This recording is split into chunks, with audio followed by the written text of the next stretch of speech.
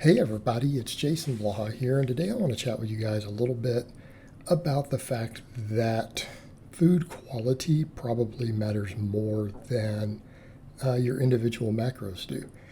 Now, that does not discount the fact that calories in versus calories out matters. It's the fact that I think people put so much focus on macros these days without understanding that really macros are just about calories. And if we weren't looking at food quality and vitamins and stuff, we wouldn't even set macros on things like fat or whatever. Because the thing is, why is it that we are even including fat in our diet? Well, for some people, it's satiety, it's fat soluble vitamins, stuff like that. So if your fat quality isn't high, you're not even getting any benefits from having fat macros even be counted, for example. And the same thing as far as a lot of things go, other than maybe for really extreme protein overfeeding. Once you go beyond your minimum thresholds to gain muscle for protein or to retain muscle, most of it, again, barring some metabolic benefits, is probably largely interchangeable with carbs. The same thing when it comes to fat versus carbs. They're largely interchangeable.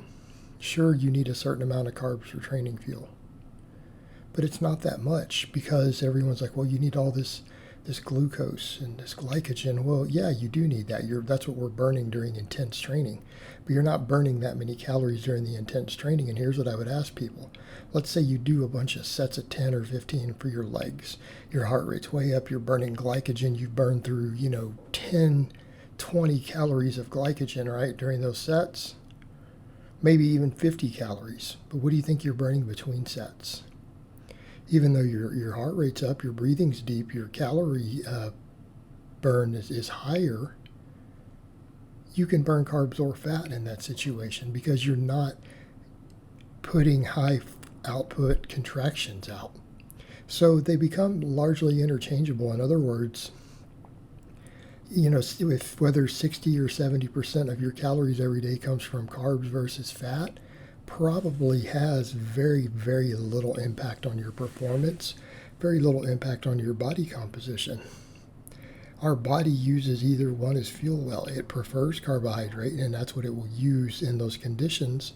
But again, anyone really think that even with the most intense training you're doing, you really think you're burning more than about 100 grams of carbs a day? Like, you better be one hell of an athlete. One hell of an athlete to be exceeding that. And I promise you, most of you are not. All right, if we're just doing some lifting for an hour and a half a day, we're doing 10, 15 minutes of GPP, like sled work and tire flips and whatever, you're not burning beyond that. So that's not really that big of a deal. So, I mean, even if your maintenance is 3,000 calories or whatever, 100 grams of that from carbs would fuel all of your training needs. And if you're really burning through that many carbs, your maintenance probably isn't even 3,000. But how much of that can be converted from protein? So protein is largely interchangeable. So this whole idea that the macros are the most important thing, it's really not. It's largely just your calorie intake. So why are we discussing food quality? Because if we're going to really get down to recovery, we're going to get down to performance, we're going to get down to inflammation, all these other things, food matters. And it's not just about hitting the RDA on vitamins. Like when I say that, and I'll discuss with some of the flexible dieting people, antioxidant status and inflammation and things, they'll say something like, well, I'm getting at least the RDA and that's all that matters. Well, you're only looking at specific vitamins. You're not looking at stuff like your whole spectrum of antioxidants and phytonutrients and other stuff. You're not looking at that. And there doesn't seem to be an upper threshold on those. In fact, if we eat a slightly higher variety diet in terms of our fruits, vegetables, nuts, all these things, and we get a wider variety of these antioxidants in, there again doesn't seem to be an upper threshold to potential health benefits.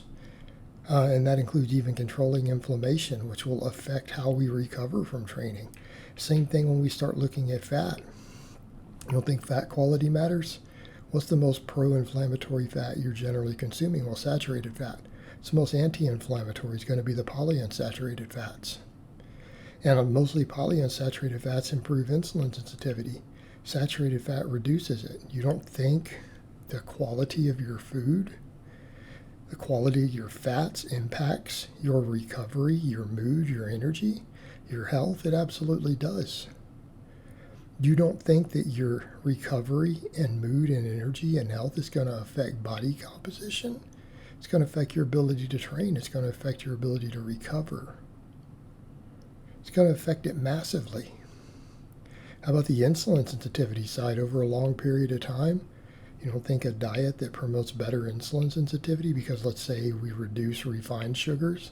I'm not talking about simple carbohydrate, because it's not what we're saying, because fruit's a simple carbohydrate. I'm talking about, refined sugars, not even all refined carbs, refined sugars. That's going to hammer insulin sensitivity. How about saturated fat hammering it, impacting it negatively? Of course it does. Not in small amounts, but in large amounts. You don't think insulin sensitivity is going to affect body composition in the long term? Of course it does. Now, your training itself will handle a large chunk of that, but diet still matters. So when we start looking at things in our diet that affect insulin sensitivity, recovery, inflammation, our overall antioxidant status, this stuff will impact you in the long term. It won't affect the short term, like a 12-week bulk or cut that much, but it will affect you over months and years. All right, that's going to impact your training results. It's going to impact how our body responds to all of it. It's going to impact our nutrient partitioning. It's going to impact our hypertrophy. I think that's a hell of a lot more important. It's way more important than eating an exact amount of carbs or fat. Dramatically more important. The rest of that should be discretionary calories for the most part. I'll be honest with you. Like if you're looking at just the macronutrients, if you're eating your minimum protein for optimal muscle growth and you're eating the minimum fat to absorb your fat-soluble vitamins, I really don't care where you get the rest of your calories from carbs, fat, or protein. It is not going to be that significant. Right? And I'm not saying all those grams are equal. I'm not saying all carbs are equal, because I just explained that they aren't. I'm not saying all fats are equal, because I'm not saying they aren't. I'm not saying all protein is equal, because we know that they aren't. But as far as a fuel source goes for your discretionary calories, I think most people have 1,000 to 1,500 calories or more wiggle room to where it doesn't really matter if they're carbs, fat, or protein and what your ratios are. Okay. Beyond those other numbers we just broke down, it really just comes down to calories and food quality. All right, guys, but that's really all I have to say on that today. I hope it's been informative, and I'll talk to you guys next time.